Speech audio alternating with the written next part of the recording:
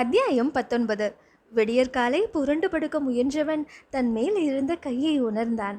விழித்து பார்த்த யோகன் சாரு உட்கார்ந்த நிலையில் தூங்குவதையும் தான் அவள் மடியில் படுத்திருப்பதையும் பார்த்து தன்னையே கடிந்து கொண்டான். ரூமுக்கு வரும்போதே டயர்டாக இருக்குன்னு வந்த பொண்ணை உட்காந்து தூங்க வச்சிருக்கிறேனே, வர வர எனக்கு ரொம்ப சுயநலம் கூடிட்டு. புருக்கிப்பைய எனக்கு ஒரு பொண்ணு முத்தமிடுறது சகஜமாக இருக்கலாம், ஆனால் ஒன்றும் தெரியாத ஒரு பொண்ணை என்னோட ஆசையை கட்டுப்படுத்த முடியாமல் முத்தமிட்டுட்டு அதை மறந்துடுன்னுட்டு ரொம்ப ஈஸியாக சொல்லிட்டேன். ஆக்சுவலாக அன்றைக்கி அப்படி நடந்ததுக்கு காரணம் இந்த கிராதகி தான். அவள் அடித்த அடியில் அன்னைக்கு அவள் என் கண்ணுக்கு என் மனைவியாக தான் தெரிஞ்சா. நானும் கிறங்கி என் புத்தகியும் கிறங்கி அவள் காலடியில் விழுந்துட்டேன். நேற்று அந்த ஐஸ்வர்யா என்னையை நெருங்கிய போது கூட பேசும்போது கூட சாப்பிடுவது போல் அவள் சமாளிக்கப்பட்ட பாடு எனக்கு நல்லாவே தெரிஞ்சுது. கடைசியில் அவளுக்கும் உனக்கும் தான் பொருத்தம்னு சொல்லிட்டு தனியே போய் இருந்து எல்லாம் அவள் காதில் பூட்டி வைக்கிறதுக்கு முயற்சி. எதில் எங்களுக்கு பொருத்தமோ இல்லையோ, மனசை பூட்டுறதுல மட்டும் எங்கள் 2 பேரையும் மிஞ்ச யாராலையும் முடியாது என்று நினைத்தவன் மெதுவாக அவள் கையை விலக்கி அவளை படுக்க வைத்தான். தூக்க கலக்கத்தில் அசைந்தவள் அவனின் கழுத்தோடு பிடித்து கொண்டு படுத்து கொண்டாள். அவள் தூங்க அவள் பிடியில் இவன் விழித்திருக்க யோகன் திண்டாடி போனான். இன்று இவளை என்னிடமிருந்து காப்பது யார்? கடவுளே, என்னை காப்பாற்று என்று நினைத்தவன் அவள் பிடியிலிருந்து தன்னை மெல்ல விடுவிடுத்து கொண்டான். என்றும் இல்லாத அளவுக்கு அவள் மேல் அவனுக்கு ஈர்ப்பு அதிகரித்திருந்தது. அவள் படுத்திருந்த அழகை பார்த்தவன் தன்னை கட்டுப்படுத்த மிகவும் சிரமப்பட்டான். இறுதியாக அவளை நெருங்கியவன் பக்கத்தில் இருந்த பெட்ஷீட்டை எடுத்து அவளுக்கு போர்த்தி விட்டு கிளம்பி ரூமை விட்டு வெளியே சென்று விட்டான். காலையில் கண் விழித்த சாரு பக்கத்தில் யோகனை காணாமல் தேடினாள். ஃபோனையும் வைத்துவிட்டே அவன் சென்றதால் எங்கே போயிருப்பான் என்ற யோசனையில் கட்டிலை விட்டு எழும்பாமலேயே இருந்தாள். சற்று நேரத்திற்கெல்லாம் அங்கு வந்து சேர்ந்த யோகன் அவளை கட்டிலே காணவும், தூங்கு மூஞ்சி, கிளம்பு, சீக்கிரம் கிளம்பணும், இன்னைக்கு ஆஃபீஸ் போகணும்ல என்றான் படுக்கையை சரி செய்தபடி. இன்னைக்கு வேணாம், நாளைக்கு போய்க்கலாம் என்றாள் அவள். ஏன், எல்லா இடத்தையும் தான் பார்த்துட்டியே, வேற என்ன, வேற எங்கேயும் போகணுமா என்ன என்று கேட்டான். எஸ் என்றாள். எங்கே போகணும்? ஐஸ்வர்யா வீட்டுக்கு. என்ன, ஐஸ்வர்யா வீட்டுக்கா? எதுக்கு என்று கேட்டவன் அவன் ஃபோனை எடுத்து பார்த்தான். வாட்ஸ்அப்பில் ஐஸ்வர்யா ஃபோட்டோ அனுப்பியிருந்தாள். இந்தா, இந்த ஃபோட்டோவை பாரு, பையன் பிடிச்சிருக்கான்னு பாரு, பிடிச்சிருந்தா போய் பேசலாம் என்று ஃபோனை நீட்டினான். மித்து, ஃபோனை உடச்சிடுவேன், பேசாமல் இரு என்றாள் சாரு. ஃபோட்டோவை பார்த்து உனக்கு அந்த பையனை பிடிச்சிருந்தா மட்டுமே ஐஸ்வர்யா வீட்டுக்கு போகணும், நீ தானே அங்கே போகணும்னு சொன்ன என்றான் அவன். நான் எனக்கு மாப்பிள்ளை பார்க்க சொல்லலை, உனக்கு ஐஸ்வர்யாவை பேசி முடிக்கலான்னு தான் சொன்னேன் என்றாள்.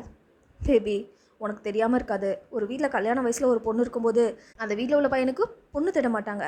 அதையும் தவிர எனக்கு கல்யாணத்தில் இன்ட்ரெஸ்ட்லாம் இல்லை என்றான். சரி, நீ எங்கே போயிட்டு வர என்று கேட்டாள். சும்மா அப்படியே நடந்துட்டு வரேன் என்றான் அவன். மித்து, நான் உனக்கு கேட்கவா என்றாள். கேளு. லிவிங் டுகெதர் லைஃப்பை பற்றி நீ என்ன நினைக்கிற என்றாள். உனக்கு இப்போ அதுக்கு என்ன ஆராய்ச்சி என்றான். நாம் 2 பேரும் வேணா அப்படி இருப்போமா என்று கேட்டாள்.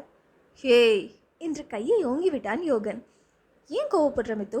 நான் உனக்கு எப்போதுமே பேபியாக தெரியலாம், ஆனால் நான் ஒரு டாக்டர். எனக்கு ஒருத்தரோட மனசை படிக்கவும் தெரியும், உடலையும். உன்னை உன் உடல் தேவையை கட்டுப்படுத்தி ஏன் இவ்வளோ கஷ்டப்படுத்துக்கிற? கால் கடுக்க நடந்து என்ன காரணமோ உனக்கு கல்யாணம் பண்ண விருப்பம் இல்லை, ஆனால் என்னை ஃபிசிக்கலாக உனக்கு ரொம்ப பிடிச்சிருக்கு. நீ என் உயிரை கேட்டாலும் கொடுக்க நான் தயார்.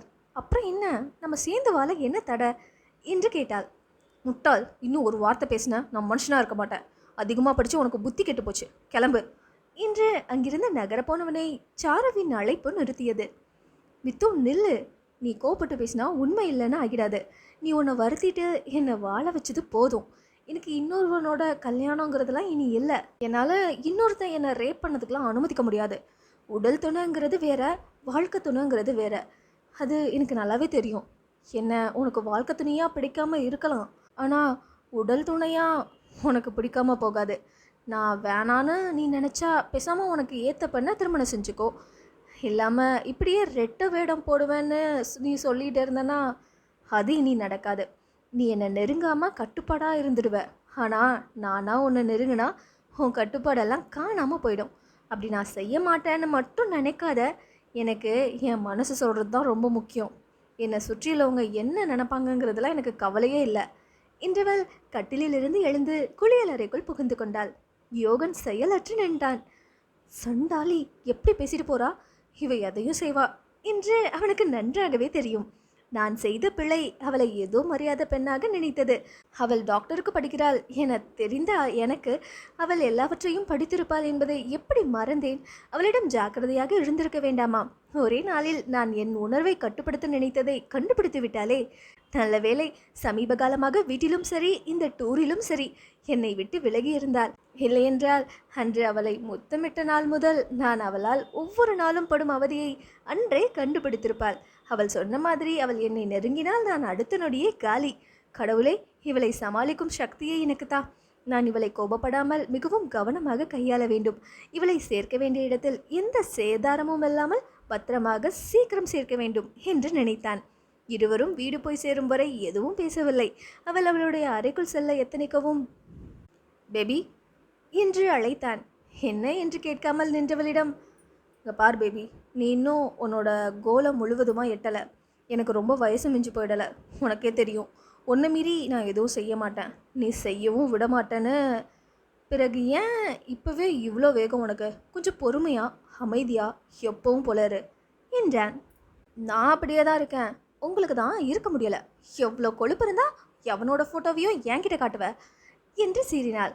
நானும் அதையே கேட்கலாம் இல்லையா? உனக்கு எவ்வளோ கொழுப்பு இருந்தால் அந்த ஷீலா இங்கே இருந்த போதும் ஐஸ்வர்யா என்கிட்ட பேசின போதும் விலகி போவ. இந்த அழகில் எனக்காக ஐஸ்வர்யாவை பேசி முடிக்க வேற போகலான்னுட்டு சொல்கிற.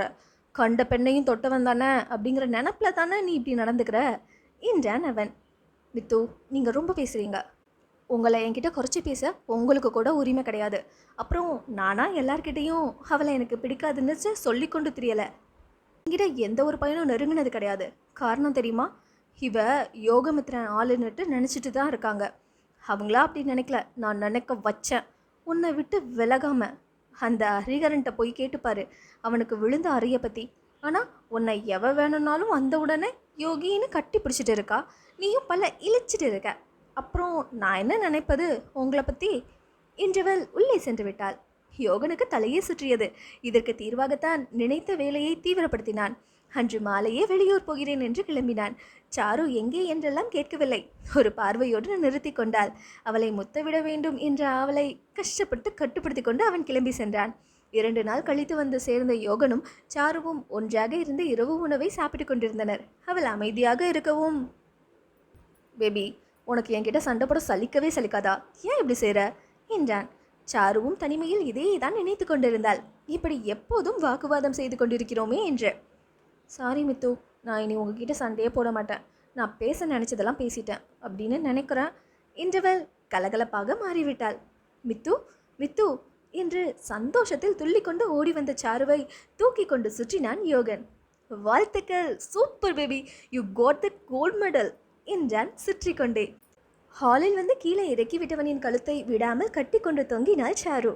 அப்போது அவன் ஃபோன் அடிக்க நம்பரை பார்த்தவன், பேபி, ஆன்ட்டி தான் கால் பண்ணுறாங்க, உன்னோட ரிசல்ட் பற்றி கேட்க, நீயே பேசு என்று ஃபோனை கொடுத்தான். ஹலோ ஆன்ட்டி என்றவளிடம், சாதிஷ்ட பெண்ணே, வாழ்த்துக்கள். உன் மித்துட்ட சொல்லி ஒரு பார்ட்டிக்கு அரேஞ்ச் பண்ண சொல்லு. I miss you dear. எனக்கு உன்னை மருமகளாக அடைய கொடுத்து வைக்கல. எனிவே, நீ இன்னும் நிறைய சாதிக்க வாழ்த்துக்கள் என்றவர் ஃபோனை வைத்தார். ஆன்ட்டி கிட்ட என் ரிஜிஸ்டர் நம்பர் இருந்துச்சு, ஆன்ட்டி பார்ட்டி கேட்டாங்க என்று கூறிக்கொண்டே சிரித்தாள் சாரு. கண்டிப்பாக கொடுக்கலாம் என்றான் யோகன். பேபி, சீக்கிரம் 10 மணிக்கு ப்ரோக்ராம் ஆரம்பிச்சிடும், நீ லேட் பண்ணாமல் கிளம்பு என்றான் யோகன். எஸ் ரெடி, போகலாம் என்று வந்து நின்றாள் சாரு. ஜீன்ஸும் டாப்பும் போட்டிருந்தாள். பேபி, சுடி போட்டுக்கலாம்ல என்றான். என் ஃப்ரெண்ட்ஸ் எல்லாரும் ட்ரெஸ் கோட் சொல்லி வச்சுருக்கோம். அப்புறம் நாங்கள் தான் கிராஜுவேஷன் ட்ரெஸ் போட்டிருப்போமே. ஆமாம், நீங்கள் ஏன் ட்ரெஸ்ஸை பற்றியெல்லாம் கேட்குறீங்க என்றால் ஆச்சரியப்பட்டு. சும்மாதான், இன்னைக்கு அத்தனை பேர் பார்வையும் ஓ மேலே தான் இருக்கும். நீ வேற இந்த ட்ரெஸ்ஸோட ரொம்ப அழகாக இருக்க. என் பேபிக்கு கண்ணு பட்டுட்டுனா அதான் கேட்டேன் என்றவன் அவளின் முகத்தை கையில் ஏந்தி நெற்றியில் அழுத்தி இதழ் பதித்தான். I hope you can handle all the situation easily. Take care my dear baby என்றான். என்னாச்சு மித்து, நீங்கள் என் கூட இருப்பீங்கள்ல, அப்புறம் என்ன என்றாள். நான் இருப்பேன் பேபி, ஆனால் சிலதை நீ தான் ஹேண்டில் பண்ணும் என்றவன் வா என்று முன்னே நடந்தான். தான் டாக்டர் ஆகிவிட்டோம் என்ற எண்ணத்தில் அனைத்து மாணவர்களும் சந்தோஷத்தில் தங்கள் மகிழ்ச்சியை கொண்டாடி கொண்டிருந்தனர். சாரு அங்கு செல்லவும் ஹே என்று ஒரே சத்தம் அவளை தூக்கி சுற்ற தொடங்கினர். நான் பின்னாடி இருக்கிறேன் என்று செய்கை காட்டிக்கொண்டு யோகன் அங்கிருந்து கிளம்பினான். அங்கு அனைவரும் அவிழ்த்து விட்ட கன்றுக்குட்டி மாதிரி ஆர்ப்பரித்து கொண்டிருந்தனர். அனைத்து பெண்களும் ஜீன்ஸ் டாப்பில் தான் இருந்தனர். யோகனுக்கு தான் மனம் திக்கு திக்கு என்று அடித்து கொண்டது. சாரு கிராஜுவேஷன் ட்ரெஸ் போட்ட பிறகு அவர்கள் வரட்டும் என்று அவன் கடவுளை வேண்டிக் கொண்டிருக்க, கடவுள் அவன் வேண்டுதலை நிராகரித்து விட்டார். தூரத்திலிருந்து யோகனுடன் சாருவை கண்ட 4 ஜோடி கண்களும் வெவ்வேறு உணர்ச்சியை வெளியிட்டனர். சாரு நன்றாக ஆடத் தெரிந்தவள். காதில் கேட்கும் மியூசிக்கு ஏற்றாற் போல அவள் கால் தானே ஆடத் தொடங்கிவிடும். அங்கிருந்த ஒரு மாணவன் தன்னுடைய ஃபோனில் ஒரு பஞ்சாபி சாங்கை ஆன் செய்து மைக்குக்கு அருகில் வைத்துவிட அங்கிருந்த அனைவரும் ஆடத் தொடங்கிவிட்டனர். யோகன் எப்போதும் போல ரசிக்க தொடங்கியவன் திடீரென்று நினைவு வந்தது போல அருகிலிருந்த நபரை பார்த்தான். அந்த நபரின் கண்ணில் கோபம் தெரிந்தது. ஐயோ, நான் இவரை மறந்துட்டேனே, இன்னைக்குன்னு பார்த்து குட்டி பிசாசு தலகால் தெரியாம ஆடுதே என்று இவன் கையை பிசைய தமிழ்நாட்டு குத்து சாங் என்று அறிவித்துவிட்டு ஒரு பாட்டை ஓடவிட்டான் அவன். கேட்கவா வேண்டும் சாருவை? அவள் இறங்கி ஆடத் தொடங்கினாள். சித்த, ஐயோ கடவுளே காப்பாத்து என்று யோகன் வாய்விட்டே புலம்பினான். இப்போது கடவுள் அவன் வேண்டுதலை கேட்டுவிட்டார். அனைத்து மாணவர்களுக்கும் அழைப்பு வர அவர்கள் ரெடியாக கிளம்பினர். தப்பிச்சென்ற சாமி என்று நினைத்தவன் சிரித்து வைத்தான். நாங்கள் வரோன்னு அவகிட்ட சொல்லி வச்சிருக்கலாமே, கொஞ்சம் கட்டுப்பாடாக இருந்திருப்பா என்றது ஒரு பெண்ணின் குரல். இல்லை, அவளுக்கு இன்னைக்கூட காலேஜ் லாஸ்ட் டே, அவளுக்கு இன்னைக்கு எந்த கட்டுப்பாடும் வேணான்னு நினச்சேன். அதுவும் இல்லாமல் இது நான் அவளுக்கு கொடுக்குற ஸ்பெஷல் கிஃப்ட் என்றான். இவன் பதிலிலும் அனைவரும் மனதிலும் ஒவ்வொரு எண்ணம். பட்டமளிப்பு விழாவுக்கு அந்த மாநிலத்தின் கவர்னர் வந்திருந்ததால் பாதுகாப்பு பலப்படுத்தப்பட்டிருந்தது. அனைவரும் சந்தோஷத்தில் தங்களின் பிள்ளைகள் டாக்டராக பட்டம் ஏற்பதை பூரிப்புடன் பார்த்து கொண்டிருந்தனர். சாருவின் பெயரை வாசிக்கும்போது அவள் பெற்ற கோல்டு மெடலையும் பற்றி சேர்த்து அறிவித்த அறிவிப்பாளர், தமிழ்நாட்டிலிருந்து வந்து முழுக்க முழுக்க தமிழிலேயே தன் பள்ளி கல்வியை முடித்த ஒரு மாணவி ஆங்கில வழி கல்வியில் டாக்டர் படிப்பில் கோல்டு மெடல் வாங்கியிருப்பது எங்களுக்கு உண்மையிலேயே மிகவும் பெருமை என்று சேர்த்து அறிவித்தார். அங்கே கைத்தட்டல் அடங்க நேரம் பிடித்தது. சாரு அவனை நோக்கி வந்தாள். வந்தவள் மெடலை அவன் கழுத்தில் போட்டாள். எப்படி என்றாள். சூப்பர், நான் உனக்கு ஒரு சர்ப்ரைஸ் வச்சிருக்கேன் என்றவன் அவளை தோளோடு அணைத்து 2வது வரிசையில் அமர்ந்திருந்த 4 பேரை காட்டினான். சாரு அதிர்ச்சியிலும் ஆனந்தத்திலும் பயத்திலுமாக அப்படியே நின்றாள். என்ன பேபி, இப்படி மரலுற? அதுவும் அப்பா என்றான் யோகன். போப்பா, அங்கே வந்து பாரு, உனக்கே தெரியும் என்றவள் தன் தாயை நோக்கி ஓடினாள். அவளை அணைத்து கொண்ட தாயின் கண்ணில் கண்ணீர் பெருக்கெடுத்து ஓடியது. உனக்கு நான் சளைத்தவள் இல்லை என்பது போல சாருவும் அல. ஆக நீ இன்னும் திருந்தல் அப்படிதானே? ஒரு பொட்ட பிள்ளைன்னு நினப்பில்லாமல் இப்படி ஒரு கொலாயை மாட்டிக்கிட்டு அத்தனை ஆம்பளை பிள்ளைங்களுக்கு நடுவில் குதிக்கிற. என்னமோ நீ டாக்டர் ஆகிட்ட தான் அந்த தம்பி சொல்லிச்சு. ஒரு டாக்டர் மாதிரியா இருக்க? ஓடுகாலி கழுத, நீ ஓடி போனப்பவே உன்னை தேடி பிடிச்சி வெட்டி போட்டிருக்கணும். இனியாவது ஒழுங்காக இருக்க வழியை பாரு, இல்லை அடித்து கையை காலை உடச்சி போடுவேன் என்றார் ராஜரத்னம், சாருவை பெற்றவர். என்ன இவர் வெட்டுவேன் அடிப்பேனுங்கிறாரு என்று யோகன் அதிர்ச்சியாக. அவர் அப்படிதான் விடு என்று ஊமை பாசை பேசினாள் சாரு, தாயின் தோளில் சாய்ந்திருந்தபடி யோகனிடம் யாரும் அறியாமல். கேடி என்று சிரித்து கொண்டான் யோகன். மாமா, அவளை மிரட்டுறதை நிறுத்துங்க, அப்புறம் மறுபடியும் ஓடிட போறா என்ற சாருமதியின் கணவன். அப்படிதானே குழந்தையாரே என்றான். சாரு ஒரு சங்கடமான சிரிப்பை சிரித்து வைத்தாள். பக்கத்தில் இருந்து அவள் அக்கா அமைதியாகவே நின்றாள். கோபத்தில் இருக்கிறாள் என்பதை புரிந்து கொண்டவள் அக்கா என்று அவளை கட்டிப்பிடித்தாள். விடுடி, அக்காவா அக்கா என்றாள் அவள் கோபத்தில். பின்ன நீ பாட்டியா? நான் எத்தனை முறை சொன்னேன் எனக்கு கல்யாணம் வேணான்னு, நீ கேட்டியா? வேற வழி இல்லாமல் வந்துட்டேன் என்றாள் சாருவதனி. நல்லா வந்த, நீ வந்த பிறகு அம்மா என்ன கஷ்டப்பட்டாங்க தெரியுமா என்றாள் தமக்கை. சாரு மறுபடியும் தன் தாயை கட்டிப்பிடித்து சாரிம்மா என்றாள். சரி சரி, தாயும் மகளும் பாசத்தை பொழிகிறதை விட்டுட்டு கிளம்புற வேலையை பாருங்க, அறுவடை நேரம், மாப்பிள்ள கிளம்பலாமா என்று ராஜரத்னம் கேட்க, சாரு அவருக்கு தெரியாம யோகனை ஜாடை காட்டி என் ஃப்ரெண்ட்ஸு என்று கையை காட்டினாள். நான் பார்த்துக்கிறேன் என்று சைகை செய்தவன், சார் அவளுக்கு காலேஜில் சர்டிஃபிகேட் வாங்க கொஞ்சம் நேரம் ஆகும், அதுவரை நீங்கள் ஏன் வீட்டில் இருங்க, அவள் அங்கே வந்துட்டு அப்படியே ஹாஸ்டல் போயிடுவா என்றான். இல்லை இல்லை பரவாயில்ல தம்பி என்றவர் மகளை தனியே அழைத்து சென்றார். இங்கே பாரு கழுத, வெளியில் விசாரித்ததில் அந்த பையனை பற்றி யாரும் நல்ல விதமாக சொல்லலை, அதனால் நாங்கள் ஹோட்டலில் தங்க போகிறோம். நீ இங்கே வேலை முடிஞ்ச பிறகு பேசாமல் விடுதியை பார்த்து போய் மூட்டை முடிச்சு எல்லாம் கட்டி தயாராக வைக்கணும். நாளைக்கு ஊருக்கு கிளம்பணும். அவனுக்கு இப்போவே ஒரு நன்றியை சொல்லி அனுப்பு என்றவர் யோகன் அங்கிருந்து கிளம்பிய பிறகுதான் அனைவரையும் கூட்டி விட்டு கிளம்பினார். விடுதிக்கு கிளம்பணுமா? இங்கே என்ன நடக்கு? எந்த பையன் சரியில்லை? யோகனா, நாளைக்கு நான் ஏன் ஊருக்கு கிளம்பணும்? கடவுளே, இந்த அப்பா கிட்ட நான் எப்படி புரிய வைப்பேன் என்று விழித்தவள் யோகனுக்கு ஃபோன் செய்தாள். நான் தான் நீ ஹாஸ்டலில் இருக்கிறதா சொல்லி வச்சேன், அவங்க போன பிறகு நீ கிளம்பி வீட்டுக்கு வா, நான் எல்லாத்தையும் உனக்கு விளக்கமாக சொல்கிறேன் என்றான் அவன். என்னத்தை விளக்க? அதான் எல்லாம் வெட்ட வெளிச்சமாக தெரியுதே. மவனே, உன்னை கொல்லாமல் விட மாட்டேன் என்று நினைத்து கொண்டிருந்தவளை அவளுடைய ஃப்ரெண்ட்ஸ் அழைக்க ஒரு பொம்மையாக அங்கிருந்து நகர்ந்தாள் சாரு. அத்தியாயம் 20. கார் வந்து நின்ற சத்தமே காதை கிழிப்பதாய் இருந்தது. கார் கதவை படாரென்று அடித்துவிட்டு வீட்டுக்குள் வரும் சாருவை யோகன் மேலே அவள் அறைக்குள் இருந்து பார்த்தான். இவளை எப்படி சமாளிக்க போறனோ? தாம் தைன்னு குதிச்சா பேசி சமாளிச்சிடலாம், ஆனால் அழுதானா எப்படி சமாளிக்கிறது? அந்த வார்த்தைக்கே இடம் இல்லை. ஏன்னா நானே அப்படி தான் இருக்கேன் என்ற பதைப்பு அந்த ஆண் மகனுக்குள் எழுந்தது. சாரு உள்ளே ஆவேசத்துடன் நுழைய அவளுடைய மனநிலை தெரியாமல் 2 நாய்களும் அவள் மீது ஏறி அதன் அன்பை வெளிப்படுத்தின. கொஞ்சம் நிதானமானவர் அதுகளை தடவி விட்டு ஒரு பந்தை தூக்கி வீசவும் அதுகள் விளையாட ஓடிவிட்டனர். இந்த வீட்டில் நாய்க்கு இருக்கிற பாசம் கூட இங்குள்ள மனுஷங்களுக்கு இல்லாமல் போயிட்டு என்று சத்தமாக சொன்னவள் மாடி குலுங்கும் வேகத்திற்கு படியேறி வந்தாள். மித்து, ஏய் மித்து என்று அவன் அறைக்குள் சென்று தேடியவள் அவன் அங்கு இல்லாமல் போக தன் அறைக்குள் வந்தாள். யோகன் அங்கு அவள் உடைகளை பேக் செய்வதற்கு எடுத்து வைத்து கொண்டிருப்பதை கண்டவள் மடித்து வைத்திருந்த எல்லா துணியையும் எடுத்து அவன் மேல் வீசி எறிந்தாள். மற்ற பொருட்கள் எல்லாம் அங்கும் இங்கும் பறந்தன. எல்லாவற்றையும் பார்த்தும் எதுவுமே சொல்ல முடியாமல் பேசவும் முடியாமல் அமைதியாக நின்றான் யோகன். வேகமாக அவன் அருகில் வந்தவள் அவள் சட்டை காலரை பிடித்து கொண்டு, இனிய நீ வேணான்னு ஏன் தூக்கி எறிஞ்சிட்ட? அப்புறம் நீ வாங்கி தந்த இந்த பொருள்லாம் மட்டும் எனக்கு எதுக்கு? ரொம்ப சந்தோஷமாக இருக்குமே உனக்கு. என்னை இந்த வீட்டை விட்டு அனுப்புறதுல உனக்கு அப்படி என்ன சந்தோஷம்? என் அப்பா பேசுகிற பேச்சு உனக்கு தெரியுமா? அனுப்புறது தான் அனுப்புகிற, உன் பொண்டாட்டியாக அனுப்பி தொலைஞ்சா என்னவா? அந்த மீசக்காரன் மறுபடியும் என் படிப்பெல்லாம் பறிச்சுட்டு அந்த பாண்டியன் மாதிரி இன்னொரு கிராக்கை பார்த்து இவனை தான் கல்யாணம் முடிக்கணும்னுட்டு சொல்வார். நானும் சரிப்பான்னு சம்மதிக்கணுமா? எனக்கு வர்ற ஆத்திரத்துக்கு உன்னையும் என் அப்படியும் அப்படியே கொலை பண்ணிட்டா என்னன்னு தோணுது. அவர் கௌரவம் கௌரவம்னு குதிப்பார், நீ ஒழுக்கம் ஒழுக்கம்னு குதிக்கிற. உங்களுக்கெல்லாம் பெண்ணா கிள்ளுக்கீரை போல இருக்கா என்று அவனை ஒழுக்கியவள் சட்டென்று அவன் சட்டையிலிருந்து கையை எடுத்து மணிக்கட்டில் இருந்த வாட்சை பார்த்தாள். கிளம்பு, மணி 4 தான் ஆகுது, போய் தாலியை வாங்கிட்டு வா. இன்றைக்கி எனக்கும் உனக்கும் கல்யாணம் நடக்கணும். இந்த வீட்டை விட்டு போகும்போது உன் குழந்தைய தாங்கிட்டு தான் போவேன் என்றாள் சாரு ஆவேசமாக.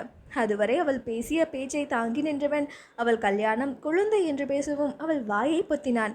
அவளை தன்னோடு இழுத்து அணைத்து கொண்டவன் அவள் ஆவேசம் அடங்கும் வரையில் அப்படியே அவள் கூந்தலை தடவி விட்டபடி நின்றான். ஒரு வழியாக அமைதியானவள் அவன் எப்படி அவள் ரியாக்ட் பண்ணக்கூடாது என்று நினைத்தானோ அந்த அவதாரத்தை எடுத்தாள். அவன் அணைப்பில் நின்றவள், ஏன் மெத்து இப்படி செஞ்ச? இதுக்கு நீ என்னை கொன்னே போட்டுக்கலாமே என்று அழத் தொடங்கினாள். அவள் அழத் தொடங்கவும் அவளை தன்னிடமிருந்து பிரித்து நிறுத்தியவன், இதோ பாரு பேபி, நீ என்னை எவ்வளோ வேணுமோ திட்டு அடி, ஆனால் நீ மட்டும் அழாத. என்னால் அதை சமாளிக்கவே முடியாது. எனக்கு உன்கிட்ட நிறைய பேசணும். நீ இப்படி ரியாக்ட் பண்ணால் I can't manage. Please baby என்றான் கிஞ்சலாக. அவனை தள்ளிவிட்டவள் குளியலறைக்குள் சென்று ஃப்ரெஷ் ஆகி உடையை மாற்றிக்கொண்டு வந்தாள். அதற்குள் கீழே சிதறிய பொருட்களை எல்லாம் அதன் இடத்தில் இருந்தது. சோஃபாவில் சென்று அமர்ந்தவள் அங்கிருந்த தண்ணீரை எடுத்து பருகினாள். கடைசியில் கோல்டு மெடல் வாங்கிய சந்தோஷத்தை கூட அனுபவிக்க முடியாமல் பண்ணிட்டியே. இனி அந்த கோல்டு மெடலே எங்கள் வீட்டு மாட்டோட கழுத்தில் தான் மணிக்கு பதிலாக தொங்க விடுவார் என் அப்பா என்றால் ஒரு கசப்பான சிரிப்போடு. அவள் அருகில் போய் அமர்ந்தவன், ஏன் பேபி, உன்னோட குடும்பத்தாரை பார்த்து உனக்கு சந்தோஷம் இல்லையா? அவங்களோட ஊருக்கு போகிறது உனக்கு பிடிக்கலையா என்று கேட்டான். எல்லாம் சந்தோஷமாக தான் இருக்குது, ஆனால் ஒன்றை விட்டுட்டு போகணும்னு நினச்சாதான் என்றவள் பாதியில் நிறுத்தினாள். அவன் அதை கிளறி எடுக்கவில்லை. உன்னோட பேரண்ட்ஸை பிரிஞ்ச போதும் நீ கஷ்டப்பட்டதானே, போக போக அது பழகிறது மாதிரி இதுவும் பழகிடும் பேபி என்றான் அவன் கையை தன் கைக்குள் பூட்டியபடி. உனக்கும் பழகிடுமா மித்து என்று கேட்டாள் சாரு. ஒரு நிமிடம் அமைதியாக இருந்தவன், 10 வயசு முதல்ல பழகியது தான், ஆனால் இது அவ்வளோ எளிதாக இருக்காது என்றான். பின்ன ஏன் இப்படி ஒரு முடிவை எடுத்த மித்து என்றாள் சலிப்பாக. பேபி, நீ எதுக்கு ஊரை விட்டு யாருக்கும் தெரியாமல் வந்த என்று கேட்டான். எல்லாம் என் மீசக்கார அப்பாவால் தான். பெட்டி நிறைய பணத்தை பூட்டி வச்சுட்டு பொம்பளை பிள்ளைங்க படிக்க வைக்காமல் கிலோ கணக்காக தங்கத்தையும் சொத்தையும் எவனுக்கோ கொடுத்து போனஸாக பெண்ணையும் அடிமையாக கொடுக்குற ஒரு காட்டான் என்றாள் கடுப்பாக. நீ கல்யாணம் வேணாம் படிக்கணும்னு வீட்டை விட்டு வந்த சரி, ஆனால் உன் ஊரில் அப்படியா பேசுவாங்க? அதுங்க கிடங்குதுங்க கழுதுங்க, 4 பேர் 4 விதமாக பேசுவாங்க அப்படிங்கிற பேச்சில் எனக்கு எந்த உடன்பாடும் இல்லை மித்தோ. உனக்கு இல்லை பேபி, ஆனால் நீயும் செய்யாத தப்பை செஞ்சதா ஏன் கெட்ட பேர் வாங்கணும்? உன்னை தப்பாக பேசிய அத்தனை பேர் மூஞ்சிலையும் கரிய பூசணும். 5.5 வருஷம் கடந்த பிறகும் இன்னும் கொஞ்சமும் மாறாத உன் அப்பாவுக்கு பாடம் புகட்டணும். மகளை சில வருஷமாக பிரிஞ்ச உன்னோட அம்மாவுக்கு ஏக்கத்தை தீக்கணும். இப்படி எத்தனையோ பொறுப்பு இருக்குது உனக்கு. அதெல்லாம் விட்டுட்டு கல்யாணம் குழந்தைன்னு உளர்ற. நீ முதல்ல வீட்டை விட்டு வந்தது சீர் செய்ய முடிஞ்ச தவறு. 5.5 வருஷம் ஆனாலும் உன் அப்பாவை உன்னை ஏற்றுக்கொள்ள வச்ச தவறு. நீ அதை சரி செய்யாமல் மறுபடியும் கல்யாணம், அதுவும் ஏன் கூடன்னு ஒரு சீர் செய்ய முடியாத தவறை செஞ்சா என்ன அர்த்தம்? பார் பேபி, கல்யாணங்கிறது ஒரு பெண் தன்னோட குடும்ப வீட்டு பெருமையை புகுந்த வீட்டுக்கு கொண்டு வந்து அந்த வீட்டு பெருமையும் சேர்த்து தலைக்க செய்யணும். நீ அதெல்லாம் இப்போ வேணான்னு சொல்லி கல்யாணம் செஞ்சுக்கலாம். இப்போ இனிப்பாக இருக்கும் அந்த வாழ்வு. உன் பிள்ளை தனியாக குடும்பம் இல்லாமல் பெரியோரோட அன்பு இல்லாமல் வளரும்போது ரொம்ப கசக்கும். அது மட்டும் இல்லாமல் நீ கேட்குறது யாரும் இல்லாத ஒரு அனாதையோட கையால் தாலி. நம்மோட சுயநலத்திற்கு எதிர்கால சந்ததிகள் பாதிக்கப்படலாமா? நீ ஏன் இவ்வளோ யோசிக்கிற மித்து? ஏன்னா இருக்கிறவனை விட இல்லாதவனுக்கு தான் அந்த பொருளோட அருமை தெரியும் பேபி. என் பேரண்ட்ஸ் அவங்களோட பேரண்ட்ஸ் எதிர்த்து லவ் மேரேஜ் செஞ்சு உருப்படாமல் போய் என்னை போல் ஒரு பொறுக்கியை இந்த சொசைட்டிக்கு தந்துட்டு போனாங்க. அதுபோல் எதுவும் நடக்கக்கூடாதுங்கிற நல்ல எண்ணம் தான். சரி போய் தொலை. நீ சொல்கிறது போல் நானும் எல்லாத்தையும் சாதிச்சுட்டு என் அப்பா சொல்கிற மாப்பிள்ளைக்கு கழுத்தை நீட்டணுமா? சொசைட்டி சந்ததின்னு பார்த்துட்டு என்னை விபச்சாரியாக்க சொல்கிறியா என்றால் காட்டமாக. வாயில் போட்டேன்னா பாரு. எங்கேருந்து தான் இப்படியெல்லாம் பேச படிச்சியோ? நான் உன்னை வேற யாரையோ போய் கல்யாணம் பண்ணிக்கோன்னா சொன்னேன். முதல்ல நீ போய் உன் வேலையை முடி, அப்புறம் உன் அப்பாட்ட பேச முயற்சி செய்வோம் என்றான் யோகன். உண்மையா மித்து? நம்ம கல்யாணத்தை பற்றி நீ வந்து என் அப்பாட்ட பேசுவியா என்ற பிரகாசமானவளின் முகம் அடுத்த நொடியே இருளை பூசிக்கொண்டது. நடக்கிறத பற்றி பேசும் மித்து. தொட்டில் பழக்கம் சுடுகாடு மட்டும். கண்டிப்பாக என் அப்பா இதை ஏற்றுக்க மாட்டார். அவர் இன்னைக்கு வந்த வரத்தை பார்த்தே எனக்கு கண்ணு கட்டுது. 5.5 வருஷம் உன் கூட இருக்கிறேன். அவர் என்னடானா இன்னைக்கு வந்து நின்றுட்டு உன்னை பற்றி என்னெல்லாமோ பேசிட்டு நீ போன பிறகு தான் கிளம்பியே போகிறாரு. பாதுகாப்பாக இருக்காராம். இதில் நீ வேற உன் பழைய வாழ்க்கையை பற்றி யாராவது சொல்லிட்டா அப்படியே சுருண்டுப்ப. அவர் அதைத்தான் பேசுவார். நீயும் இந்தாங்கன்னு என்னை அவர் கையில் கொடுத்துட்டு ஓடியே போயிடுவ என்றவள். ஏன் மித்து, நீ உன் முடிவில் உறுதியாக இருக்கியா என்றாள். எஸ் என்றான் அவன் ஒற்றை வார்த்தையாய். அவனை உறுத்து பார்த்தவள் ஓகே மித்து, நான் போகும்போது என் ஏடிஎம் கார்டையும் பாஸ்போர்ட்டையும் எடுத்துகிட்டு போகலாமா என்று கேட்டாள். அது உன்னோடது, அதை என்கிட்ட கேட்க என்ன இருக்குது? ஆனால் இப்போ எதுக்கு அதை பற்றி கேட்குற என்றான் சந்தேகத்துடன். நீயும் பேச போகிறதில்ல. அவர் கல்யாணம்னு பேசும்போது நான் டாட்டான்னு கிளம்பிடுவேன். மதியாத தலைவாசல் மிதியாதேன்னு சொல்லுவாங்க. என்னை கழுத்தை பிடிச்சி வெளியே தள்ளும் உன்கிட்ட திரும்பிலாம் வரமாட்டேன். உங்களை மாதிரி ஐ மீன் என் அப்பா அப்புறம் உன்னை போல் ஆட்கள்கிட்ட மல்லு கட்டுறதை விட என் படிப்பை வச்சு 4 பேருக்கு உதவாத செய்வேன். அதுக்கு தான் கேட்டேன். நீயும் கல்யாணம் குழந்தை குட்டின்னு செட்டில் ஆகிட்டா என்னை எங்கேயாவது பார்த்தா என்கிட்ட வந்து பேச முயற்சி செய்யாத, சரியா என்றவள் அவன் பதிலுக்கு காத்திராமல் கீழே சென்று விட்டாள். யோகன் சிலையாக நின்றான். அவர்கள் இருவரும் அவள் கிளம்புவதற்கு தேவையானவற்றை செய்து கொடுத்திருந்தாலும் அவர்கள் இருவரின் உள்ளத்திலும் கவுண்ட் டவுன் ஸ்டார்ட் ஆனது.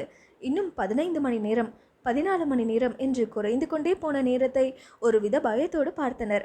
இரவு உணவு வேளையில், நல்லா சாப்பிடுமா, இந்த கிழவன் கையால் இனி உனக்கு சாப்பிட எப்போ கொடுத்து வைக்குமோ என்றார் கங்கையா. கவலைப்படாதீங்க தாத்தா, சீக்கிரம் திரும்பி வந்துடுவேன் என்றவள் கண்ணில் கட்டிய நீரை மறைக்க வேறு புறம் திரும்பினாள்.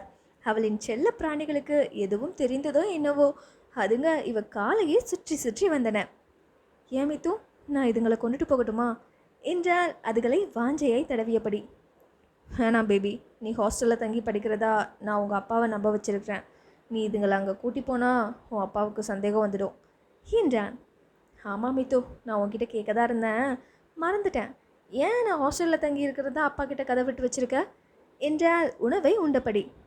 நான் அப்படி சொல்லலைன்னா உன் அப்பா இங்கே வர என்னை பார்க்க கூட சம்மதிச்சிருக்க மாட்டார்.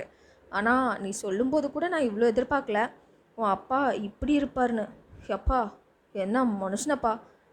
ஏன் பேபி, உன் அப்பா மனசு இந்த பேரில் இரும்பையும் நாக்குங்கிற பேரில் தேளோட கொடுக்கையும் வச்சுருக்கிறாரா என்ன? 1.5 வருடம் ஆன்ட்டியும் நானும் நடையாக நடந்திருக்கோம் உன் ஊருக்கு. ஆனால் உன் அப்பா முன்புக்கு இப்போ பரவாயில்ல போல். உன் அம்மாவோட பேச்சை கொஞ்சம் கேட்குறாரு. உன் அப்பாட்ட பேச முடியாமல் உன் அம்மா மூலமாக தான் காரியத்தை சாதித்தோம் என்றான். பெரிய வேலை தான் செஞ்சுருக்கிற. ஆனால் அதை கொஞ்சம் என் கோரிக்கையில் காட்டியிருக்கலாம். ஆன்ட்டி ஃபாரினுக்கு செமினார் போனாங்களே, எப்போ திரும்பி வருவாங்க என்று கேட்டாள். அடுத்த வாரம் வருவாங்க. உன்னை பார்க்க முடியாதுன்னு கவலைப்பட்டாங்க. ஃபோனில் டச்சில் இரு என்றான். சரி மித்து, இன்னும் எனக்கு ஒரு சந்தேகம். அப்பா நான் விசாரித்த இடத்துலலாம் பையனை பற்றி தப்பாக சொன்னாங்கன்னு சொன்னாரே, அப்படின்னா அப்படி சொன்னவங்க நான் 5 வருஷமாக உன் கூட உன் வீட்டில் தான் இருக்கிறேன்னு மட்டும் சொல்லாமலா இருந்திருப்பாங்க என்று கேட்டாள் சாரு. ஆக்சுவலாக நாங்கள் எல்லா உண்மையும் சொல்லணும்னு தான் போனோம். ஆனால் உன் அப்பா பேசிய பேச்சில் நீ என் கூட இருக்கிறது தெரிஞ்சால் தேடி வந்து வெட்டுவார்னு நினச்சி ஒன்றுமே சொல்லாமல் வந்துட்டோம். நாங்கள் வந்த பிறகு தான் உன் அப்பா யார்கிட்டமோ சொல்லி விசாரிச்சிருக்காரு. அவர் யார்கிட்ட விசாரிப்பாருன்னு தெரியாமல் நாங்கள் என்ன செய்ய முடியும்? அதனால் நடப்பது போலும் நடக்கட்டும்னு அமைதியாக இருந்தோம். அவங்க கண்டிப்பாக என் ஃப்ரெண்ட்ஸ் சர்க்கிளில் இருந்திருக்க வாய்ப்பில்லை. நீ என் கூட இருக்கிறது எல்லாருக்கும் தெரியாது. அதையும் தவிர ஒரு பொண்ணை என் கூட வெளியிலையோ என் வீட்லேயோ பார்க்கறது எல்லாருக்கும் புதுசு இல்லை. ரேகாவை கூட என் லவ்வர்னு நினச்சி நிறைய பேர் நினச்சிருக்காங்க. அப்படி நாள் கணக்காக சுற்றிருக்கோம். அப்படி இல்லைன்னு தெரிய வந்தபோது நல்ல வேலை வெளியே இதை பற்றி ஓப்பனாக நான் பேசலைன்னு நினச்சவங்க தான் அதிகம் என்றவன் ஒரு நிமிடம் தயங்கி, அதுவும் இல்லாமல் விசாரித்தவங்க அவன் பேரை சொல்லி விசாரிச்சிருக்கலாம் வாய்ப்பில்லை என்று விளக்கி முடித்தான். அவர் சொன்னதில் தனக்கும் ஏதோ செய்தி சொல்கிறான் என்று தெரிந்த போதும் சாரு அப்படியா என்றதோடு நிறுத்தி கொண்டாள். நேரம் குறைந்து இருவரும் பிரிய ஒரு இரவு தூங்கும் நேரம் மட்டுமே இருக்கிறது என்ற நிலையில் அங்கே பேச்சு முற்றிலும் தடைப்பட்டு அமைதியாகவே கழிந்தது. இரவு மணி 11 எட்டியும் கண்ணில் தூக்கம் வராமல் சோஃபாவில் அமர்ந்து தலையை பின்னோக்கி சரித்து கொண்டு சீலிங்கை பார்த்து கொண்டிருந்த யோகன் வாசலில் நிழலாடுவதை உணர்ந்து பார்த்தான். ஆரவாரமாக அருவியைப் போல ஆர்ப்பரிக்கும் பெண் பரம சாதுவாய் வந்து நின்று கொண்டிருந்தாள். உள்ளே வரணும் என்று நினைத்தால் அவளுக்கு யாரின் அனுமதியும் தேவையில்லை. ஆனால் இன்று அனுமதி கோரி நின்றாள். அனுமதிக்காதே என்று யோகனின் புத்தி எச்சரித்த போதும் எப்போதும் போல அவன் மனது அவளுக்காக ஏங்கியது. வா என்றான் கையை நீட்டி ஒற்றை செயலாக. ஓடிப்போய் அவன் மார்பில் புதைந்தவள் அழுது தீர்த்தாள். நீ தனியே ஏன் அழுகிறாய்? நான் உனக்கு கம்பெனி கொடுப்பேன் என்று அவன் கண்ணிலும் கண்ணீர் வந்தது. இருவரும் சூறாவளியின் வேகத்தில் ஒருவருக்கொருவர் முத்தமிட்டு கொண்டனர். அந்த வேகத்திலும் அவளின் இதழில் முத்தமிடுவதை கவனமாக தவிர்த்தான் யோகன். இருவரின் துயரமும் எல்லையை கடந்ததால் கண்ணீர் நின்று முத்தம் நின்று அப்படியே அணைத்தபடி அமர்ந்திருந்தனர். யோகனுக்கு சாரு முதலில் ஊசிக்கு பயந்து இவன் பின்னால் அவள் வந்து கட்டிக்கொண்டு நின்றது நினைவுக்கு வந்தது. இப்படி ஒவ்வொன்றாக நினைத்து கொண்டிருந்தவனுக்கு அன்றைய இரவின் முத்தமும் கொஞ்ச நேரத்திற்கு முன்னால் இப்போதே என் கழுத்தில் தாலியை கட்டு உன் குழந்தையை தாங்கிக் கொண்டுதான் இந்த வீட்டை விட்டு போவேன் என்று சிறினாலே இரண்டும் மீண்டும் மீண்டும் நினைவுக்கு வந்து அவனின் அணைப்பு இறுகியது. தனக்கு இப்போது இருக்கும் மனக்கட்டுப்பாடு அந்த வயதில் இருந்திருந்தால், ஒழுக்கத்தை கடைபிடித்திருந்தால், இந்த பெண்ணின் மனம் தெரிந்த அன்றே அவள் காதலை ஏற்றுக்கொண்டு என் காதலை இவள் காலடியில் வைத்திருப்பேனே. இவள் மேல் ஒரு தூசி கூட பட சம்மதிக்காத நான் என் கரைப்படிந்த கையால் இவளுக்கு தாலியை எப்படி கொடுப்பேன்? நான் பாழாய் போய் கொண்டிருந்த காலத்தில் என் பணத்தை பார்த்து ஏதாவது ஒரு பெண் என்னை திருமணம் செய்ய முன் வருவாள். அவளோடு என் வாழ்க்கையை இணைத்து கொண்டு மீதி வாழ்க்கையை முடித்து கொள்ளத்தான் நினைத்திருந்தேன். உப்புசப்பற்ற என் வாழ்க்கையில் தேனாக வந்து சேர்ந்தவள் இந்த பெண். சில நேரம் பட்டாசாய், சில நேரம் தென்றலாய், சில நேரம் இடியுடன் கூடிய மழையாய் தீண்டினாள். 10 வயதில் நான் இழந்த அன்பை திகட்ட திகட்ட எனக்கு புகட்டியவள். என்னை தீயாய் தகிக்க வைத்தவள். இவளை பிரிந்து வாழும் என் வாழ்க்கையை நான் வாழாமல் இருப்பதே நலமாயிருக்கும். சிறுவயதில் கஷ்டம் என்னை உருட்டிய போது எத்தனையோ முறை வாழ்க்கையை முடித்து கொண்டால் என்ன என்று நினைத்து அடுத்த நொடியே அந்த முடிவை மாற்றியிருக்கிறேன். வளர வளர அந்த எண்ணம் எனக்கு வந்ததே இல்லை. ஆனால் இன்று நினைக்கிறேன், என் பேபி இந்த வீட்டு வாசலை தாண்டும் போது என் உயிர் என்னை விட்டு பிரிந்து விடாதா என்று எண்ணிக்கொண்டிருந்தவன் அவளின் அணைப்பின் வித்தியாசத்தை உணர்ந்தான். நீ என்னை நெருங்காம கட்டுப்பாடோடு இருந்துடலாம், ஆனால் நான் உன்னை நெருங்கினா உன் கட்டுப்பாடு இருந்த இடம் தெரியாமல் போயிடும் என்ற அவளின் வார்த்தை அவனுக்கு நினைவுக்கு வர அதிர்ச்சியானவன் அவளின் கண்ணை பார்த்தான். அதில் எப்போதும் போல இல்லாமல் வித்தியாசமான ஒரு வித கிறக்க பார்வையை பார்த்தவன், என்ன என்றான். என்ன? நான் தான் இதை உன்னை பார்த்து கேட்கணும் என்றவள் அவன் கையை பார்த்தாள். அவனுடைய கை சமத்தா பேண்ட்டும் டாப்ஸும் போட்டிருந்த சாருவின் இரவு உடையில் டாப்ஸை விலக்கி கொண்டு அவள் இடைக்கும் வயிற்றுக்கும் நடுவில் இருந்தது. பட்டென்று கையை விலக்கியவன், சாரி வது, சாரிடி, ஏதோ யோசிச்சுட்டு கொண்டிருந்தவன் தெரியாம சாரி என்று திக்கி திணறினான். ஏன் இப்படி பதற மித்து என்றவள் மறுபடியும் அவன் மார்பில் சாய்ந்து கொண்டாள். வது, நேரம் ஆகுது, ஒரு ரூமுக்கு போ, காலையில் கிளம்பணும், கொஞ்சமாவது தூங்கு என்றான் நெளிந்தபடி. நீ பேசிட்டு நான் என் வேலையை தான் பார்ப்பேன் என்று சாரு அவன் சட்டையின் பட்டனை திருகி கொண்டிருக்க, வது மனுஷனை கொல்லாதடி, கிளம்பு ப்ளீஸ் என்றான். உனக்கு என்ன பிரச்சனை மித்து என்றாள் கோபத்தில்.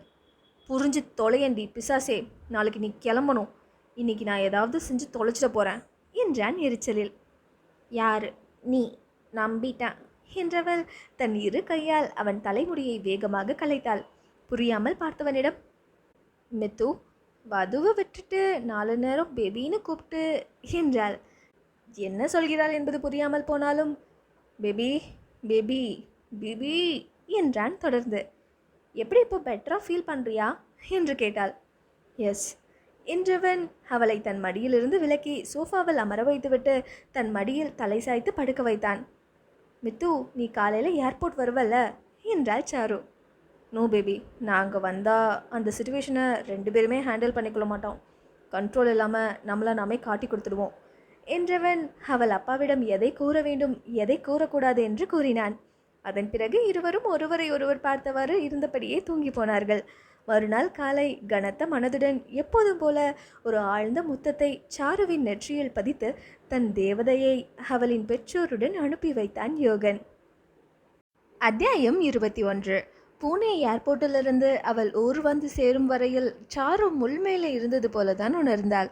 அனைவரின் கேள்விக்கும் பதில் சொல்ல வேண்டும், அவர்களோடு உரையாட வேண்டும், வரும் கண்ணீரை அவர்களுக்கு தெரியாமல் மறைக்க வேண்டும், உள்ளே உயிரை குடித்து கொண்டிருப்பவனை யாரு கண்ணுக்கும் தெரியாமல் முகத்தில் அவனின் நினைவின் சாயல் தெரியாமல் மறைக்க வேண்டும் என்று அந்த பயணம் அவஸ்தையாக இருந்தது சாருவுக்கு. வழி முழுவதும் சாருவை திட்டியே துவைத்து காய போட்டு விட்டார் ராஜரத்னம். மகளை பார்க்கறது மட்டும் போதாது, படிப்பு முடிஞ்ச கையோடு வீட்டுக்கு கூட்டி வந்தாதான் படுக்கையை விட்டு எழுமன்னு உன் அம்மா நோயோடு படுத்திருந்ததுனால தான் ஓடு கல்யாணம் ஒன்று இங்கே கூட்டிகிட்டு வரவே சம்மதித்தேன். நானே நேரில் எதுக்கு வந்தேன்னா அப்போ தான் உன் பழக்க வழக்கத்தையும் நேரில் பார்க்க முடியும். ஆட்டமாக போடுற ஆட்டம், வீட்டுக்கு வா, காலை படியை விட்டு தாண்டாமல் வெட்டுறனா இல்லையான்னு பாரு என்று பேசி முடித்தவர், என்ன உன் மகளை ஊருக்குள்ளே கூட்டிகிட்டு போய் எவனோட ஓடி போயிட்டான்னுட்டு பேசும் ஜனங்களை எப்படி சமாளிக்க போகிற என்று கேட்டார் சாருவின் தாய் லக்ஷ்மியிடம். போய்கொண்டிருந்தவர் காரில் அவர் மட்டும்தான் பேசிக்கொண்டிருந்தார். யாரும் பதில் சொல்லவில்லை. பதில் சொல்லக்கூடாது. மனைவி இளைய மகள் போன அன்று பேசிய பேச்சோடு சரி. அடுத்த அவளை பற்றி தகவல் வரும் வரையில் ராஜரத்னத்திடம் பேசாமலே இருந்துவிட்டார். 2 நாள் அடித்து பார்த்த ராஜரத்னம் மனைவி பேயாட்டம் முழிக்க அடங்கி போனார். அடிமையாக வந்த மனைவிதானே என்று இருந்தவர் அவர் நோயாளியாக படுக்கையில் விழவும் தான் அவரின் அருமையை புரிந்து கொண்டார். மனைவி கணவனை கவனிப்பதிலும் வேலைக்காரர்கள் கவனிப்பதிலும் வித்தியாசத்தை உணர்ந்தவர் ஓரளவுக்கு மனைவி என்பவளின் முக்கியத்துவத்தை பற்றி உணர்ந்து கொண்டார். இவர் வருவது தெரியாமல் சந்திரமதியின் கணவன் வேலன் தன் மனைவியை அடித்ததை பார்த்தவர் மனம் நொந்து போனார். மகள் கண்ணை கசக்குவதை பார்த்தவருக்கு மனைவியும் இப்படித்தானே துடித்திருப்பாள் என்று நினைக்க தோன்றியது. அன்று போட்டு போடில் இப்போதெல்லாம் கணவன் தன்னை அதிகம் அடிப்பதில்லை என்ற நிம்மதி சந்திராவுக்கு. எது மாறினாலும் உன்னை மட்டும் விடமாட்டேன் என்று முடிவெடுத்து கொண்டு சாருவை திட்டிக் கொண்டே வந்தார். 5.5 வருடம் ஒருவன் கையில் குழந்தையாக இருந்து வந்த சாருமதிக்கு இவரின் வசைபாடுதல் கோபத்தை கிளறினாலும் உள்ளே ஒருவன் இருந்து சாந்தப்படுத்தி கொண்டிருந்தான். ஊருக்குள் கார் நுழையவும் ராஜரத்னத்திற்கு டென்ஷன் அதிகமாகி கொண்டிருந்தது. அப்போது கார் ஒரு சடன் பிரேக்குடன் நின்றது. அங்கே என்ன கூட்டம் என்று கேட்டபடி காரை விட்டு இறங்கினார்கள் ஆண்கள் 3. ஏதோ விபத்து போல இருக்கு, கார்லே இருங்க, வெளியே வராதிங்க என்று வேலன் சொல்லி கொண்டிருக்கவும் சாரு வேகமாக கதவை திறந்து கொண்டு இறங்கி ஓடினாள். ஏய் சாரு, நில்லடி என்று சந்திரா கத்திவிட்டு அதற்கு பயனில்லாமல் கணவனை பார்த்து தலையை குனிந்து கொண்டாள். உங்களுக்கும் உங்கள் அப்பாவுக்கும் இடையில இருந்துட்டு மற்றவங்க தான் சாகணும் என்று பல்லை கடித்த வேலன் சாருவை நிறுத்த ஓடினான். கூட்டத்தை விலக்கியபடி நின்றிருந்த ராஜரத்னத்தின் கண்ணில் இரத்த சிவப்பு ஏறியது சாருவை பார்த்த கோபத்தில். அங்கே வந்த சாரு கூடியிருந்த கூட்டத்தை கத்தியும் தள்ளியும் விலக்கினாள். அங்கே ஒரு 20 வயது மதிக்கத்தக்க ஒரு இளைஞன் இரத்த வெள்ளத்தில் கிடந்தான். அங்கு நின்ற ஒரு லாரியுடன் அவன் பைக் மோதி இருந்தது. கூட்டத்தை விலக்கிவிட்டு அந்த இளைஞன் முன் மண்டியிட்டு அமர்ந்தவள் கையை பிடித்து பார்த்தாள். பல்ஸ் இருந்தது. அப்பா, உயிர் இருக்கு, இவனை தூக்குங்க, முதலுதவி கொடுத்தா காப்பாத்திடலாம், சீக்கிரம் அப்பா என்று அவசரப்படுத்தவும் ஆண்கள் 2 பேர் அந்த இளைஞனை தூக்கினர். அப்பா, நம்ம காருக்கு கொண்டு போக சொல்லுங்க என்று அவர்கள் முன்னாடி ஓடியவள் தாயாரையும் அக்காவையும் கீழே இறங்க சொன்னாள். அவள் குரலில் இருந்த அவசரம் இருவரையும் கீழே இறங்க செய்தது. அந்த இளைஞனை உள்ளே ஏற்ற செய்துவிட்டு ராஜரத்னம் வெளியே நிற்கவும், அப்பா உள்ளே ஏறுங்க, ஆக்சிடென்ட் கேஸ், போலீஸ்க்கு தகவல் கொடுக்கணும், அது இதுன்னு பிரச்சனை வரும், ஊர் பெரியவன்னு நீங்கள் வந்தால் அங்கே ட்ரீட்மெண்ட் உடனே ஆரம்பிப்பாங்க, சீக்கிரம்ப்பா என்றவள் டிரைவரிடம் திரும்பினாள். டிரைவரண்ணா, வண்டி எடுங்க என தன் தந்தையுடன் உள்ளே ஏறப்போனவள் டிரைவரின் கை நடுங்குவதை பார்த்து, அண்ணா பின்னாடி ஏறுங்க, அப்பா இன்னொருத்தரையும் கூப்பிடுங்க என்றால் டிரைவர் சீட்டில் அமர்ந்தபடி. இலே கந்தா, உள்ளே ஏறல என்று ஒருவனை அழைத்தவர் பிரமிப்பு மாறாமல் காரை வேகமாக ஓட்டும் மகளை பார்த்தபடி இருந்தார். அந்த ஊரின் எல்லையில் இருந்த அரசு மருத்துவமனைக்கு போய் நின்றது கார். உள்ளே ஓடியவள் அங்கிருந்த ஊழியர்களை அழைத்த விஷயத்தை கூற, இப்போ டாக்டர் இல்லைங்க, வர நேரம்தான் என்றார்கள். ஓ, ஃபோன் போட்டு உடனே வர சொல்லுங்க, அதுவரை நான் பார்த்துக்கிறேன். ஐ எம் டாக்டர் சாருவதனி என்று ஐடி கார்டை எடுத்து காட்டிவிட்டு தகப்பனை பார்த்தாள். ஏம்மா, பையனா உள்ளே கொண்டு போக ஏற்பாடு பண்ணுங்க, என்ன வந்தாலும் நான் பேசிக்கிறேன் என்று அவர் உரிமை அடிப்பட்ட இளைஞன் ஆபரேஷன் தியேட்டர் உள்ளே கொண்டு செல்லப்பட்டான். முகத்தை மூடிக்கொண்டு ஒரு பச்சை கலர் அங்கியையும் போட்டுக்கொண்டு மகள் உள்ளே போகவும் ராஜரத்னம் முகத்தில் ஒரு பெருமை தென்பட்டது. சற்று நேரத்தில் எல்லாம் அங்குள்ள மருத்துவர் வந்து சேர்ந்துவிட தேவையான முதலுதவியை சாரு செய்து முடித்திருந்தாள். வெளியே வந்தவள், டாக்டர் ஃபர்ஸ்ட் எய்ட்லாம் முடிச்சிட்டேன், தலையில் கொஞ்சம் அடி, ஸ்கேனெல்லாம் எடுத்து பார்க்கணும், ஆம்புலன்ஸ்க்கு ஏற்பாடு செஞ்சிங்கன்னா பெரிய ஹாஸ்பிட்டலுக்கு அனுப்பிடலாம் என்றாள். உடனே ஆம்புலன்ஸ் ஏற்பாடாக 30 கிலோமீட்டர் தள்ளி உள்ள பெரிய ஹாஸ்பிட்டலுக்கு அந்த இளைஞன் கொண்டு செல்லப்பட்டான். உடுத்தியிருந்த உடையில் இரத்த கரையோடு வந்த மகளை பார்த்த லக்ஷ்மி கண்ணில் கலக்கம் தெரிந்தது. என்ன மசமசன்னு நின்றுட்டு புள்ளைய கூட்டு போய் குளிக்க வை என்று மனைவியை பார்த்து ஏவியவர், இல்லை டாக்டர் அம்மாவோட அறையை சுத்தம் செய்யுங்கடா என்றார் சத்தமாக. லக்ஷ்மி ஊமை சிரிப்பு சிரித்து கொண்டார். அப்பா, அறையை அப்பவே ஏற்பாடு பண்ணிட்டோம் என்றாள் சந்திரா. பதில் சொன்ன பெரிய மகளை என்றுமில்லாத பாசத்துடன் பார்த்து கொண்டு போனார் ராஜரத்னம். குளித்துவிட்டு வந்த மகளை பார்த்து பூரித்து போய் நின்றார் அவர். அருகில் சென்று அவள் கரத்தை பிடித்தவர் அதை கண்ணில் எடுத்து ஒத்தினார். இந்த கையால் என் மக, இந்த பாவி பெத்த மக ஒரு உசிரை காப்பாத்திருக்கா. இந்த பொண்ணோட அருமை தெரியாம அது வாழ்க்கையை சீரழிக்க இருந்தேனே. லட்சுமி, புள்ள மேலே என் கண்ணே பட்டிருக்கும், சுத்தி போடு என்று உணர்ச்சி பெருக்கில் பேசினார். இது யாப்பாவா என்று இரண்டு மகளும் வாய் பிளந்து நிற்க ராஜரத்னம் மூத்த மகளிடம் வந்தார். நான் உன்னை படிக்க வச்சிருந்தா நீயும் இவ்வளோ மாதிரி வந்திருப்பல்ல என்று தந்தையிடம், ஐயா அப்பா அப்படியெல்லாம் இல்லை, இவளுக்கு மெஷின் மூளை, எனக்கு மாட்டு மூளை, 12ஆம் கிளாஸே பாஸ் ஆனது பெரிய விஷயம் என்றாள் பெரியவள். அங்கே எல்லோரும் இருக்கும் தளர்ந்து சிரித்தனர். சந்திராவின் இரு மகன்களும் அங்கு வந்து சேர சாரு அவர்களிடம் பேச ஆரம்பித்தாள். யோகன் வீட்டுக்கு போக மனமில்லாமல் தன் ஃபோனில் இருந்த சாருவின் ஃபோட்டோவை பார்த்தவாறு ஆஃபீஸில் தன்னோட கேபினில் அமர்ந்திருந்தான். அவனுடைய விரல் அவள் முகத்தில் கோலமிட்டு கொண்டிருந்தது. பேபி, எக்காரணத்தை கொண்டும் யாரும் இருக்கும்போது எனக்கு ஃபோன் பண்ணாத, நானா உனக்கு ஃபோன் பண்ண மாட்டேன், நேரம் பார்த்து நீ கூப்பிடு, அது நடுராத்திரி ஆனாலும் நான் எடுப்பேன் என்று சொல்லிவிட்டிருந்தான் யோகன். அவள் ஊர் போய் சேர்ந்திருக்கும் நேரத்தை கணக்கு பண்ணி அப்போதிலிருந்தே ஃபோனை கையில் வைத்து பார்த்து வண்ணம் இருந்தான். பீப் என்ற சவுண்டுடன் ஒரு பக்க அளவில் மெசேஜ் வந்து விழுந்தது. அனுப்பியிருந்தது சாருதான். அங்கே நடந்த எல்லாவற்றையும் மெசேஜ் பண்ணியிருந்தவள் கடைசியில், ஆஃபீஸில் இருக்காமல் சீக்கிரம் வீட்டுக்கு போய் சாப்பிட மித்து, ஐ மிஸ் யூ என்று முடித்திருந்தாள். அதை பார்த்து சிரித்து கொண்டவன், மீ டு பேபி என்று அனுப்பிவிட்டு அங்கிருந்து கிளம்பினான். கட்டிலில் புரண்டு புரண்டு படுத்த சாரு சந்திரமதி சொல்லிக் கொண்டிருக்கும் கதைக்கு கொட்டி கொண்டே இருந்தாள். அவள் மனம் முழுவதும் யோகனை நினைத்து கொண்டிருந்தது. பாவி பைய செஞ்ச வேலைக்கு ஃபோனில் தான் வாழ்க்கைன்னு ஆகிட்டு, ஆனால் இந்த அக்கா கதையை முடிக்க மாட்டேங்கிறாளே. அந்த இத்து போன பாண்டியன் கதையெல்லாம் எனக்கு எதுக்கு? அவன் கொடுமை தாங்காமல் அவனோட ஒய்ஃப் தற்கொலைக்கு முயன்று ஊர் மக்களால் அப்புறம் காப்பாற்றப்பட்டு இப்போ அம்மா வீட்டில் இருக்கிறா. இருக்கட்டும், அப்போவே அப்பா கொஞ்சம் திருந்திட்டாராம், நல்ல விஷயந்தான். ஆனால் இதெல்லாம் நாளைக்கு பகலில் பேசினா என்ன என்று மனதிற்குள் புலம்பிக் கொண்டிருந்தவளின் புலம்பல் சாருவின் தாய்க்கு கேட்டு அங்கே வந்து சேர்ந்தார். சந்திரா, அங்கே மாப்பிள்ளையும் குழந்தைங்களும் உன்னை தேடிட்டு இருக்காங்க, நீ இங்கே என்ன கதை விட்டுட்டு இருக்க, போ குழந்தைங்களே என்கிட்ட அனுப்பி வை என்று மூத்த மகளை அனுப்பி வைத்தவர் இளையவளிடம், ரொம்ப நேரம் கண் விழிக்காம சீக்கிரம் தூங்கு என்று மகளின் முடியை கோதி விட்டு சென்றார். போகும் தாயை அன்புடன் பார்த்தவள் போய் கதவை மூடிவிட்டு வந்து வீடியோ கால் செய்தாள் யோகனுக்கு. கால் செய்தவள் அவனிடம் எதுவுமே பேசாமல் அவனையே பார்த்து கொண்டிருந்தாள். பேபி என்ன என்றான். நோ பேபி, கால் மீ வது என்றால் அவனை பார்த்தபடி. நோ டியர், அதெல்லாம் என்கிட்ட நீ கேட்டு வாங்க முடியாது, அது எப்போவாது என் மனசுல இருந்து வரும் என்றான் அவன். எப்போ வரும் மித்து என்று கேட்டாள் சாரு.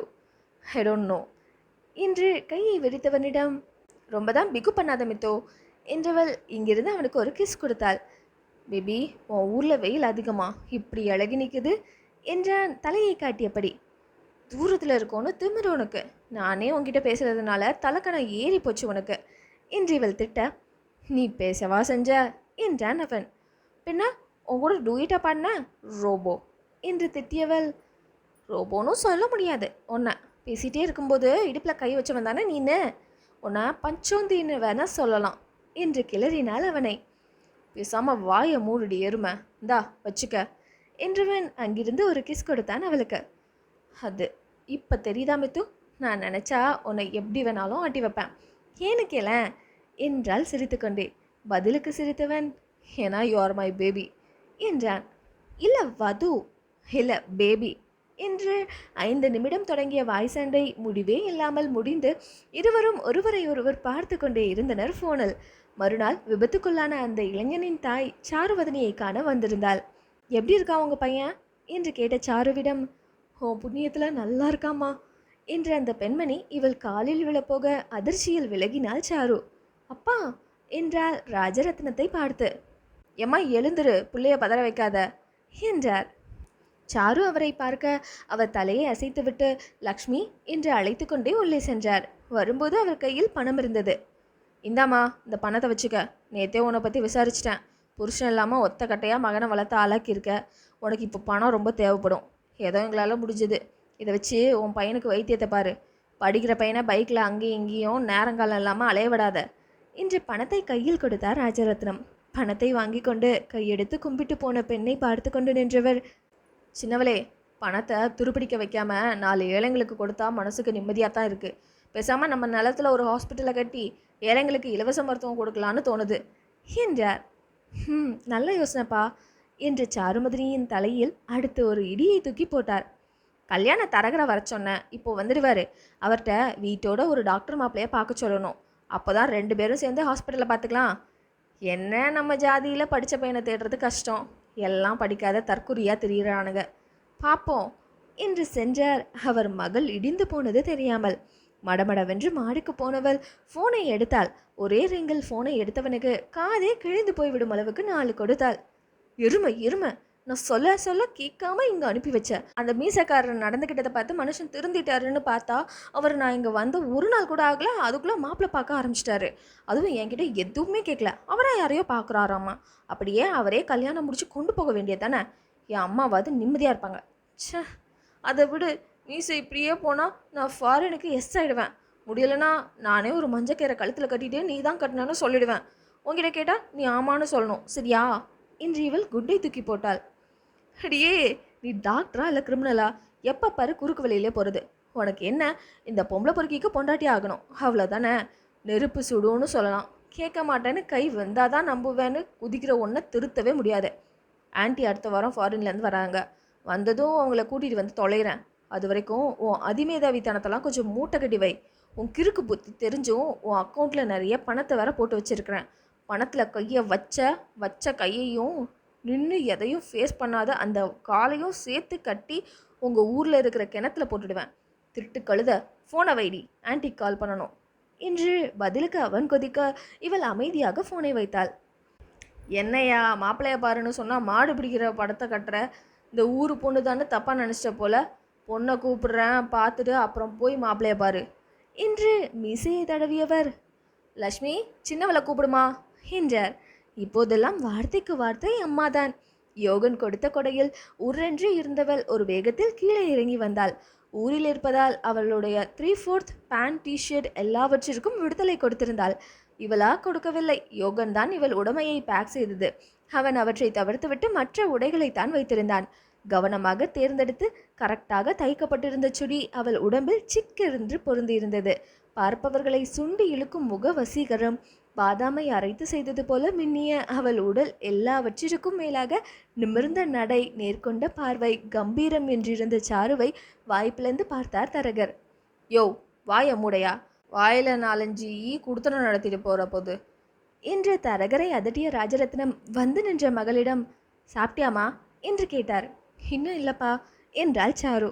லட்சுமி என்னம்மா பொறுப்பே இல்லாமல் இருக்க, சீக்கிரம் கல்யாணம் ஆக போகிற பொண்ணு, நேரத்துக்கு கவனிக்க வேணாமா, போய் பிள்ளைக்கு சாப்பாடு கொடு என்று விரட்டினார். தாயும் மகளும் அங்கிருந்து நகர, தரகரே பார்த்து கொண்டிரா, பொண்ணை டாக்டராக்கும், இவளுக்கு ஏற்ற மாதிரி வாட்ட சாட்டமான ஒரு டாக்டர் மாப்பிள்ளையை கொண்டு வரோம் என்றார் பெருமையாக.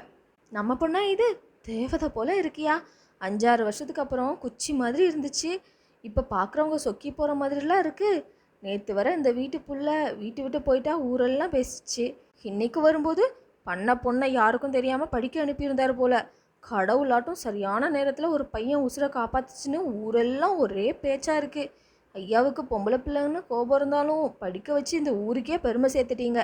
இந்த பொண்ணுக்கு கால் தூசிக்கு பெறமாட்டானுங்க நான் கொண்டு வந்த மாப்பிள்ளைங்கெல்லாம். ஒரு வாரம் அவகாசம் கொடுங்கய்யா, ராஜாவாட்டும் மாப்பிள்ளைங்களை கொண்டு வந்து குவிச்சிடுறேன் என்றார் தரகர். இதை கேட்டுக்கொண்டிருந்த சாரு, திருந்தவே மாட்டாராமா உன் புருஷன் என்றால் கடுப்பாக. அப்பாவை அப்படிலாம் பேசக்கூடாது என்றார் லக்ஷ்மி. வாய் வரை போன கை அங்கேயே நின்றது சாருவுக்கு ஆச்சரியத்தில். மாலை யோகனுக்கு சாரு ஃபோன் செய்தாள். மித்து, ஆண்டி எப்போ வருவாங்க என்று கேட்டாள். பேபி, ஆண்டிக்கு வேலை அதிகமாக இருக்கிறதுனால வர 10 நாள் ஆகுமா. ஆண்டி இல்லாமல் நான் மட்டும் வந்தால் உன் அப்பா என்னை ஊருக்குள்ளே விட மாட்டார். ஸோ வர வழியே இல்லை, கொஞ்சம் பொறுமையாக இருறேன் என்றான்.